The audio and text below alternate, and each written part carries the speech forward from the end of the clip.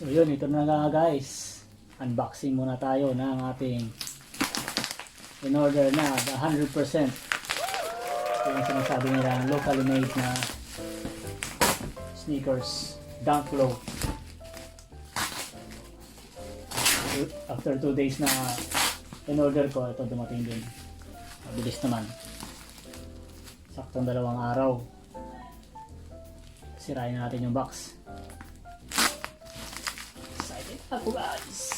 Excited na. Excited ito.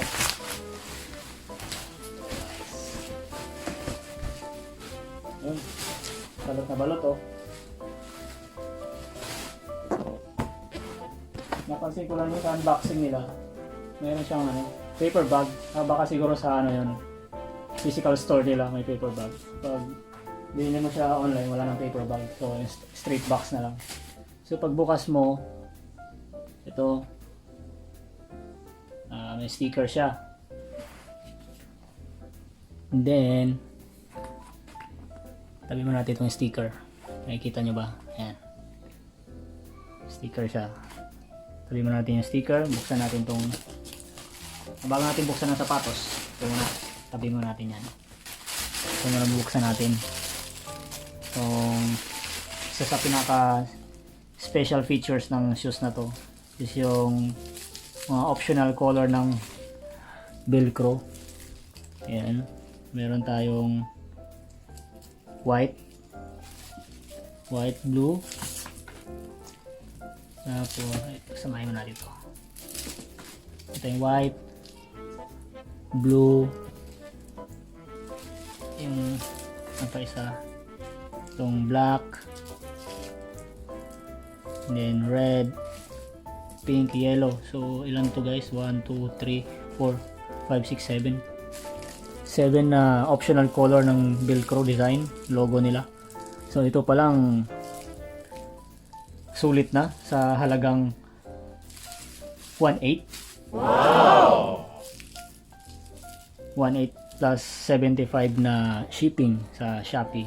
So binili ko to sa store nila sa Shopee. Alright, ito na, velcro optional plus sticker. Then buksan na natin to. Hindi natin patagalin. Alright, ito na guys oh. Ayan. So yung kinuha ko is black. Buksan na natin, isa-isahin natin.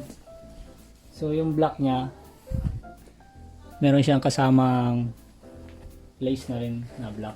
So wala siya, mas maganda to para sa opinion ko kung meron siyang optional na ganitong logo na iba-ibang kulay. Mas maganda kung may optional na rin na lace na pares ng kulay nito sa logo para mas maganda. So para sa akin lang din naman, kung hindi nila kaya i-provide, kasi mas mura lang to, 1.8 lang eh. Kung hindi nila kaya i-provide kasi tataas na yung presyo, pwedeng magbenta na lang din sila ng mga iba-ibang kulay ng lace para kung sino may gusto na para bumagay dito, bibili na lang sila ng separate na lace, diba? Sa akin lang naman yun. So anyway, dito tayo sa yun, yung rubber niya. Rubber na rubber talaga, parang hindi siya may halong plastic tulad ng iba na madulas. Ito makunat, malagkit sa kamay, so hindi ito madulas sa tiles.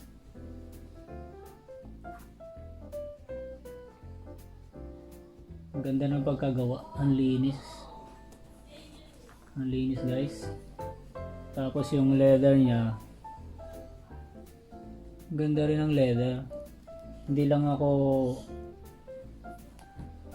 sabihin nating professional sa pagdating sa mga ganito, mga leather type, pero para sa akin maganda yung pagka leather niya.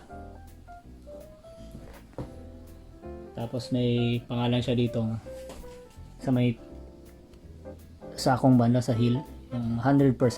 Yan, nakikita niyo ba? Yan. Tapos ito yung sasabi ko, natatanggal na ito. Pwede mo siyang palitan depending on your mood. Kung may green na ba? Wala siyang halong green. Wala siyang green. So try natin ilagay itong yellow. So ang gagawin dito, babalik rin lang to. Ayan. Kapag binalik mo yung sa may heel niya, mayroon siyang Pilipinas. So ito, dikit natin. Try lang natin ang isa. Nakita ko na yung unboxing nito sa online. Pero mas maganda yata kung nakalihis siya. Try muna natin ilihis. Yun. Parang dalawa yung logo niya. Pag nakalihis. Natin konti. Yun. Ayan guys, so medyo nilihis ko siya ng konti. So ayan ay kalabasan.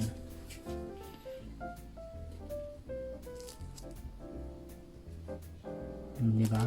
Angas, ang angas. Tapos yung niya, pang medyo makapal. May pagkahawig siya sa sorry sa mga ma-offend pero may pagkahawig siya sa dunk low ng Nikes. Ayan. Binaliktad ko na. Ayan, okay na ganyan talaga siya. Ayan. Makapal siya Pero para sa akin yung lace niya flat. Pero mas maganda to kung yung oval style. Pero medyo bulky tignan. Pero pwede na rin naman. Depende kasi sa mayroong may gusto ng flat. Hindi masyadong bulky. Ako kasi mas yung mga ganitong design mas bagay pag yung oval yung lace niya. Pero medyo dagdag bulky siya dito sa tang. Ganda. Hindi ko ba siya masusuot ngayon kasi basa yung pa ko. Galing kasi ako sa labas, pinikap ko to tapos naghugas ako ng paa. So mamaya ko na suotin. Update ko na lang kayo pag kung anong pakiramdam pag nasuot na, kung comfortable. Sa tingin ko okay naman kasi same na naman sila, flat din na naman yung ilalim. Tapos yung padding yan, the 100% Philippine made. Nakikita nyo, yan, 100% Philippine made. Medyo manipis lang yung padding nya. Yan. Tapos yung ilalim nito may foam naman ng konti, malambot naman siya. So sa tingin ko saktuhan pero kung halimbawa skater ka tapos mahilig ka mag-drop, kailangan mo ng padding na mas makapal. Kailangan mong bumili na yung may cushion yata tawag nila dyan, parang mas makapal dito banda sa heel. Kung gusto niyo medyo makapal para di masyadong masakit sa sakong kung nagda-drop kayo, pwede kayong bumili ng extra na lang, medyo makapal na padding na manipis lang talaga siya. So tapos dito sa loob niya yan, yung traditional na merong garter strap sa loob. Tapos yan yung loob niya, authentic Thunder 100% made in Philippines. Tapos yun yung sukat niya, 7 US, 6 UK, 40 Euro, 25 cm. Yun, magaan siya, hindi siya nakakangawit, suotin pang araw-araw. Balik na natin, tingnan natin yung isa. Ito yung isa. Yun, parehas lang din. Ayan, yung velcro nya. So yung likod nito, yan, may Pilipinas din. Maganda. Sulit sa 1.8. Hindi kayo magsisisi.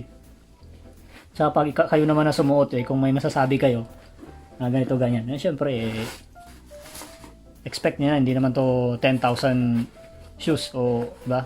Katulad ng mga highest brand. Kahit naman yung mga highest brand, pag sinuot nyo yun, mayroon pa rin kayo at mayroon masasabi. So, depende naman yun sa gagamit, sa paa. Depende sa design ng paa, sa shape ng paa nyo. Pero para sa akin, basa pa kasi yung paa ko ngayon Mamaya pag natuyo na to. Galing kasi ako sa labas, pinikap ko to. Nagugas ako ng paa. Oops. Tinanggal ko lang yung sumobra na thread. Yun, maganda guys. So kung gusto nyo bumili, yun, check nyo lang sila sa, meron silang account sa Instagram, sa Facebook. Yung store nila nasa Shopee. Yan. Actually, nalaman ko to sa parang may nag-post lang sa Facebook. Tapos yun, tinignan ko, sabi ko ayos yun, chinek ko yung account nila, ayos naman, legit. Sabi ko maganda to, try ko nga. Ito na nga, dumating na guys. Medyo makulimlim sa labas, maambon nung lumabas ako eh.